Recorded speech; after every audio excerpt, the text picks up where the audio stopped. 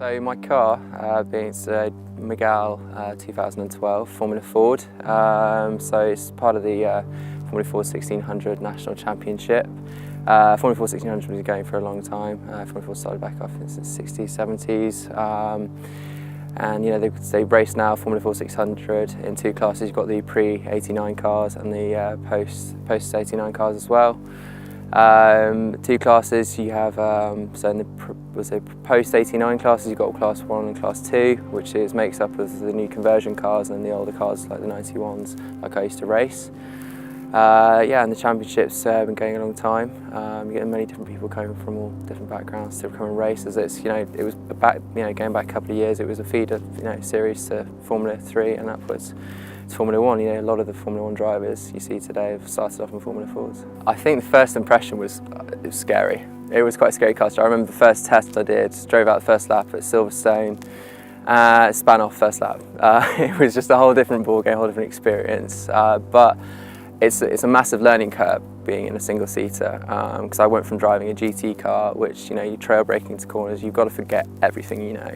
As soon as you get into single-seater, yeah, it's just completely different, but it teaches you so much about car control, so much about driving, and it's a real thrill driving them because you're so close to everything.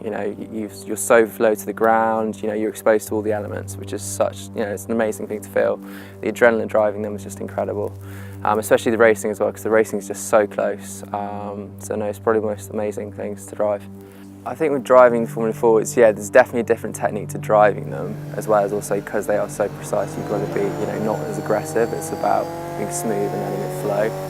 I think when people get on aggressive, they just end up, as in any racing, they just grab off speed and they go slow. But yeah, the way of driving them is, you take the speed into the corners, you feel the car come through and you get on the power very early. Because obviously they're not got powerful engines, so it's all about the momentum. They're very much to do with momentum, so it's taking the speed through the corners as best as you can and letting it carry up the straights. So I'd have to say that's the way you would drive a Formula Ford.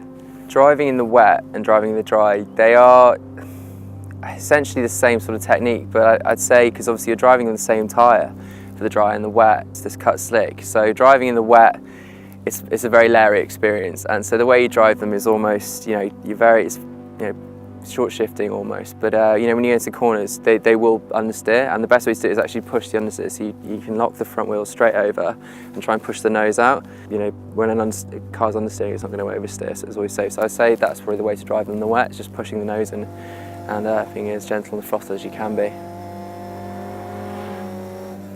It takes a lot of getting used to drive them, for sure.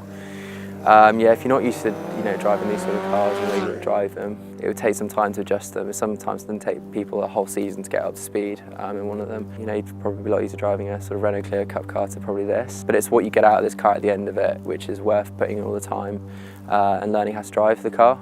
Just your driver ability just goes up a whole different level. And also just the sheer enjoyment when you get it right, you give yourself a little yeehaw in the car, it's great. There's no better feeling. Yeah, the setup of the cars, there is a fair bit to change. Obviously, you can't touch the engine, but when it comes to the gearbox ratios for the track, suspension setup, obviously it's crucial in these cars. So, you can set them up really, really hard or really soft, depending on what track you're on, what the temperatures are, and same with the tyre pressures as well. Obviously, you've got brake bias as well, you can change, but that's really it. It's quite close on what you can do to the car, but it's all down to the driver really, which is it's quite a good championship to be in when it's just down to that. For being in the race with these cars, it's incredible. It's so close. Obviously you're always, at the start of the race, you're watching your rear wheels, because obviously if you clip the rear wheel, that's it, you're over. Game over. But the racing is phenomenal. Real slipstreaming up the straights, that counts massively to your lap times and just how far you're up in the race. But a lot of respect as well in the racing, because we all know each other.